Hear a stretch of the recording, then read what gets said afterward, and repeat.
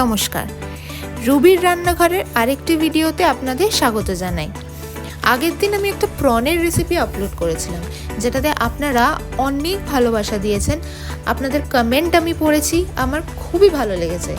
ধন্যবাদ আমার এই ছোট্ট প্রচেষ্টাটিকে এতটা সাপোর্ট করার জন্য। চলুন বেশি দেরি না করে আজকে একটি পনিরের রেসিপি আপনাদের শেখাই।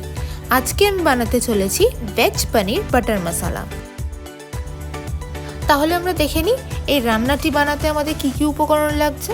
প্রথমে আছে পনির, তারপরে আছে গরম মশলা গুঁড়ো, চিনি, ধনের গুঁড়ো, কাশ্মীরি লঙ্কার গুঁড়ো, এলাচ গোটা, টক দই, নুন, মাখন, কাসুরি মেথি, ফ্রেশ ক্রিম, আর বাটাটা হচ্ছে কাজু, পোস্ত, চারমগজ, আদা, কাঁচা লঙ্কা আর টমেটো বাটা। প্রথমে একটু গ্যাসের আঁচটা কমিয়ে আমি একটা ফ্রাইং প্যানে আন্দাজ মতন তেল দিয়ে দিলাম। তারপর মাখন দিয়ে দিলাম আর গোটা এলাচগুলো ফোড়ন দিয়ে দিলাম।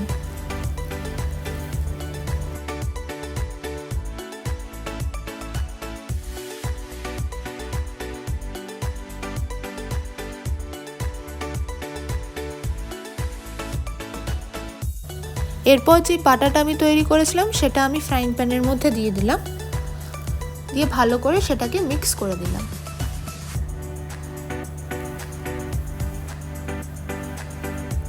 তারপর আস্তে আস্তে আমি ধনের গুঁড়ো আর কাশ্মীরি লঙ্কার গুঁড়ো দিয়ে দিলাম,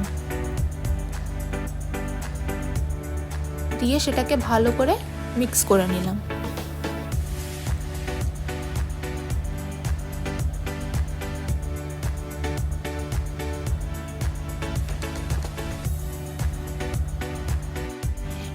এরপর আমি আন্দাজ মতন চিনি দিয়ে দিলাম, গরম মশলার গুঁড়ো দিয়ে দিলাম আর ফাটানো টক দই দিয়ে দিলাম, দিয়ে সেটাকে ভালো করে মিক্স করে নিলাম। তারপর আমি এর মধ্যে আন্দাজ মতন নুন দিয়ে দিলাম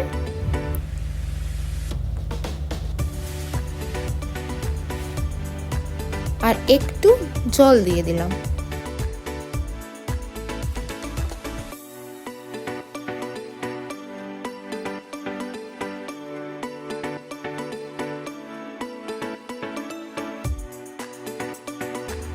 যতক্ষণ এটা ফুটছে ততক্ষণ এটাকে ভালো করে মিক্স করে নিলাম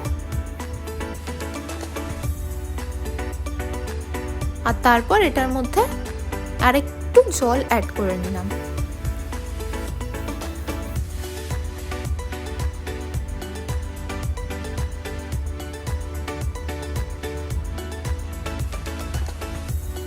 তারপর আমরা এর মধ্যে ফ্রেশ ক্রিম অ্যাড করে নিলাম,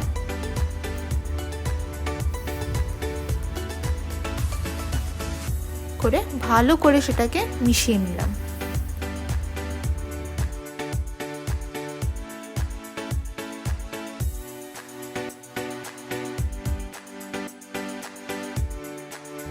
এরপর কাঁচা পনিরগুলো আমি দিয়ে দিলাম,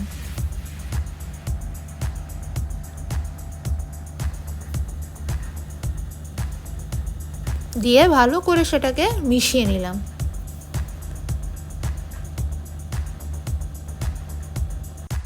দেখবেন কিছুক্ষণ পরে রান্নাটা ফুটছে, যতক্ষণ না ফুটছে সেটাকে কিন্তু ভালো করে মিক্স করে যেতে হবে।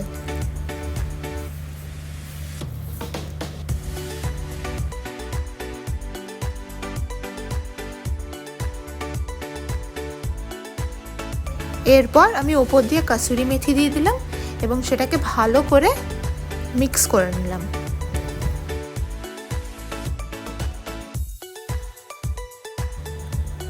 আমাদের রান্না কিন্তু প্রায় রেডি।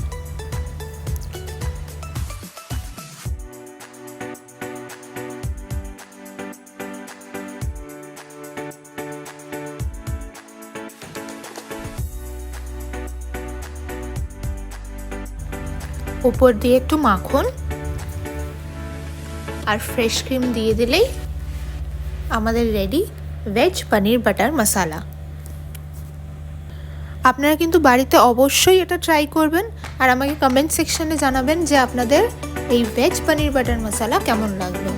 দেখা হচ্ছে পরের ভিডিওতে। লাইক, কমেন্ট, শেয়ার করতে ভুলবেন না।